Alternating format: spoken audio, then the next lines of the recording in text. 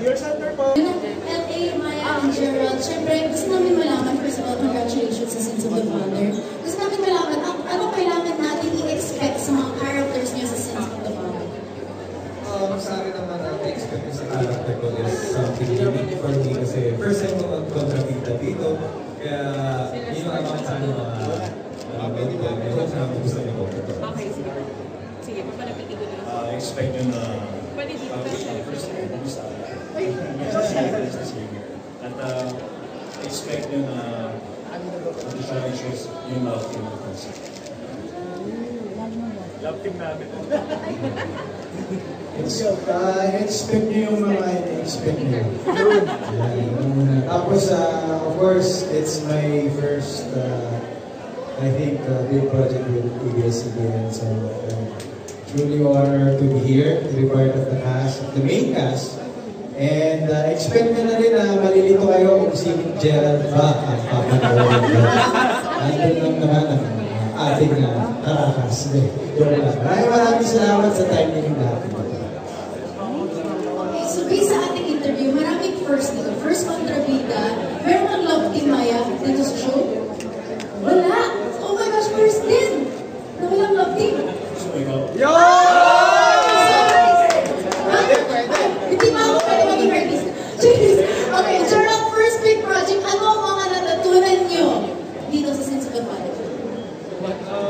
Siguro yung pinaka-natutunan ko dito sa Sins of the Father ay talagang makakasalanan lahat ng tao. Kaya yun. Hindi na yun dito lahat kaya hindi ako kasalanan. Kaya Sins of the Father. Tsaka ano na rin, siguro mas mahalin mo yung mga tao sa pagiging. Mas makunawa ang dito na pagmamahalis na. Ako since maraming first sa akin dito, first time ko nakatabaw si Gerald Anderson. So, dito ang tulong kung paano nagtrabaho ng bawang isa. First of all, congratulations sa Sins of the Father. What can we expect po sa character niyo dito sa Sins of the Father?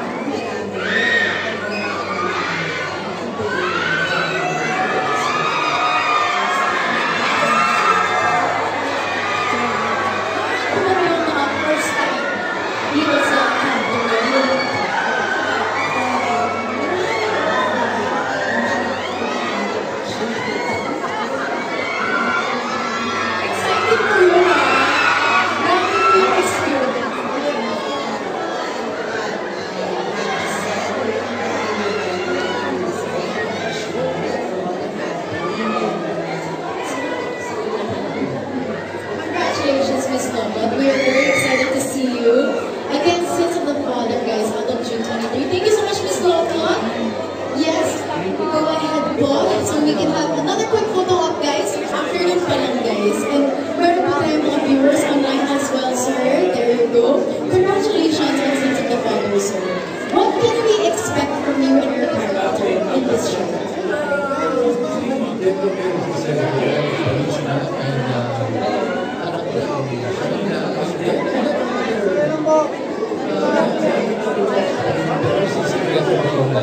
Para may surprise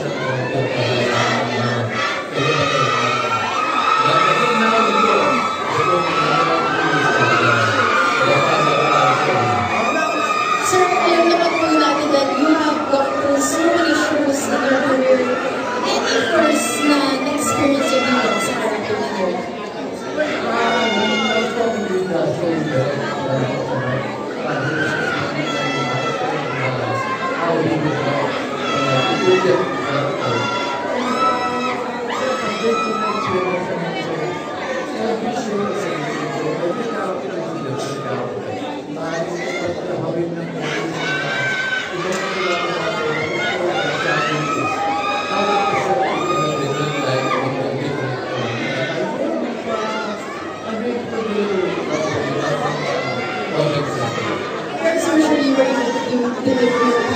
Very well, sir. Thank you so much for joining us.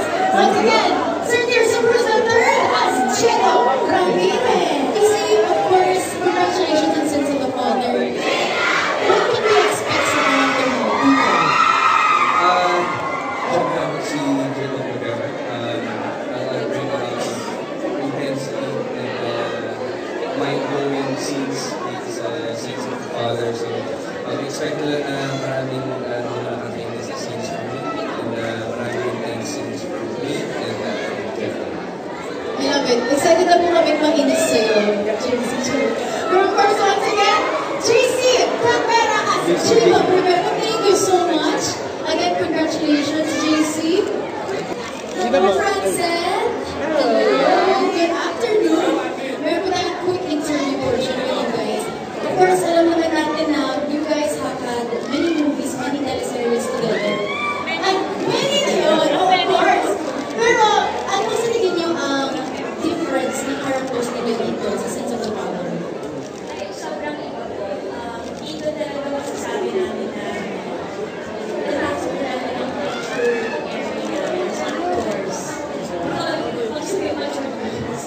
But in a way, I'm sure na yung actors namin, especially with the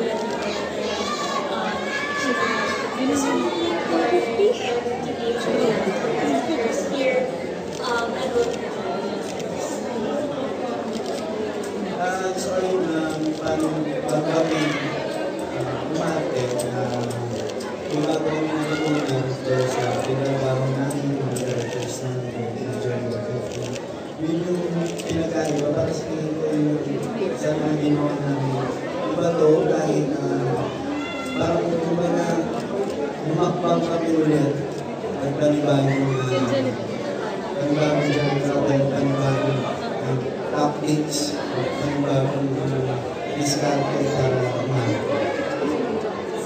Francel, of course, right after My Future You, diba, na very sweet and cute. Ngayon naman, medyo intense sa Sense of the Father. Ano ang biggest challenge ninyo as a love team? challenge dito. Madami, ano lang po siya, there's a need kasi kami na solve yung mga stories or scenes. Pero challenging siya in general. Si Miguel.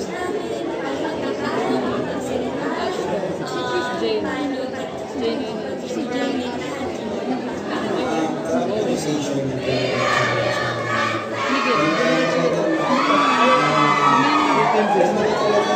ulit ito sa amin ito yung nagiging character na pinaaral sa amin dapat namin pagayan, dapat namin pagulong.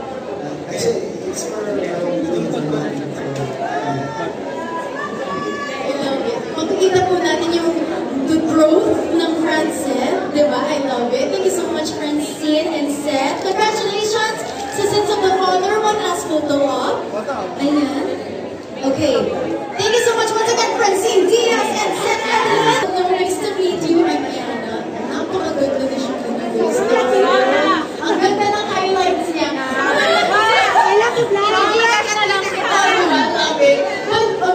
Congratulations on Sins of the Father. What can we expect sa character mo dito? Well, I play the role of Attorney Leila. And alam niyo naman, lumaki ako sa harapan ninyong lahat. And whenever people would ask me kung meron akong role na hindi pa nagagampanan, parang in the past years, iniisip ko magawa ko na naman. But you know what? Meron pa akong isang hindi nagawa, which is to be a lawyer.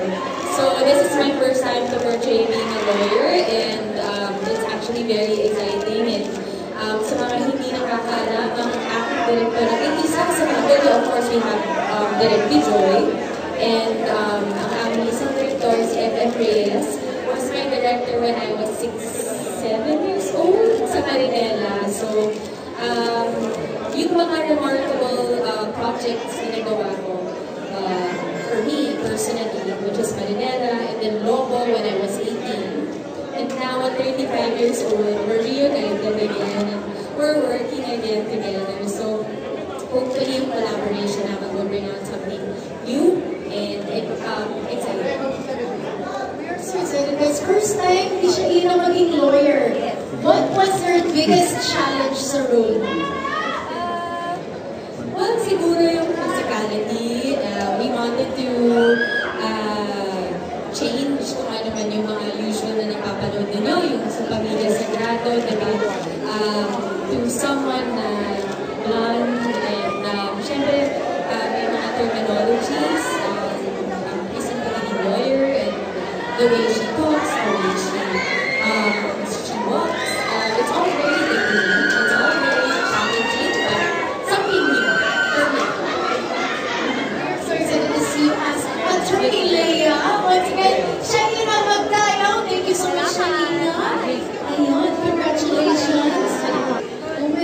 I love, yes, grabe, ang ganda din. Shining, shimmering, splendid. Si Jessie. Yes, grabe. Thank you po.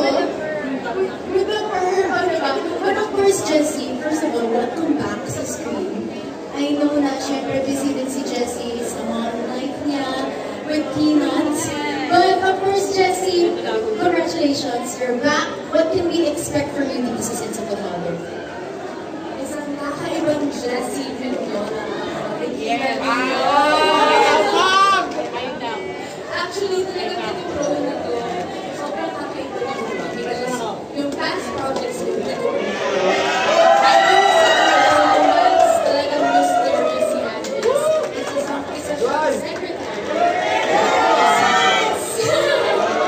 So sa pag-unfold ng story namin, nakikita ko isa-isa secrets ni Andres. Excited na ba tayo? Wala ba yung mga secrets nila? Exactly. But of course, Jessie, coming back onto the big screen for this, sa lahat ng screens dito sa mga Cornelia homes, what was the biggest challenge for you?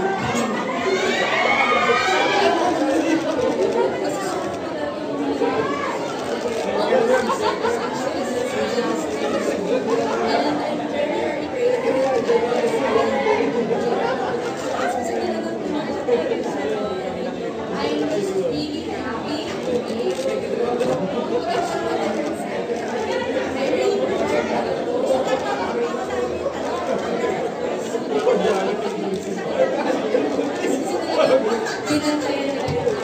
I really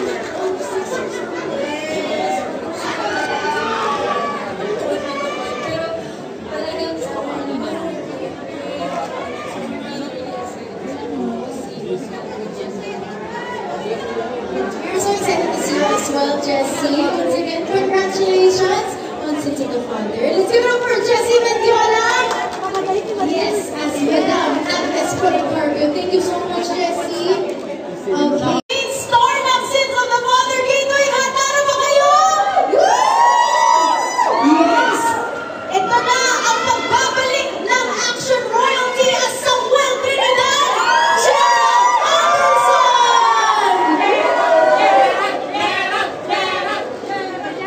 Yes! Once again, Gerald Anderson will be playing Samuel Trinidad sa Sins of the Father. Simula June 23, 9:30 p.m. Careful ulit. Center lang sa akin din. Sipag ng mga cameraman natin. Careful ulit. Center lang po. Ano po? Careful. Hello, Gerald. Yes, good afternoon, Gerald. Okay, Gerald, first of all, congratulations. You are back as Samuel Trinidad. How does it feel to finally be back? Exciting, syempre. Pinaghirapan namin ito eh. Kaya super excited kami lahat. But, you know, itong kwento na to, The Sins of the Father, napakarami pang mga critic. It's also about scamming, family, love, crime, suspense, yung drama na doon, yung action na doon. So, talagang pinaghirapan namin ito. Gerald, of course, sabi namin kanina, Samuel Trinidad, a different character for you also. What can we expect from Samuel? Ako, marami pong mga challenges. Napakaganda ng kwento ni Samuel. Pero hindi lang sa kanya, the whole cast. It's an ensemble cast, lahat may kanya-kanyang kwento. And it's, ang goal namin is pag nanonood kayo, nasa dulo kayo ng upuan nila. And of course, lastly, Gerald, please invite all of our team bahay also and everyone dito sa Gateway to watch Sins of the Father. Ayun, lahat ng tao dito sa Gateway. Yan, kayong lahat. Sana po mapanood niyo po sa June 23. Lahat po ng mga kapamilya natin online. Please support us on Monday, June 23, 9:30 p.m. Ang first episode po namin, Sins of the Father. Once again, let's give it up for Gerald Anderson as Samuel Trinidad. Thank you so much, Gerald.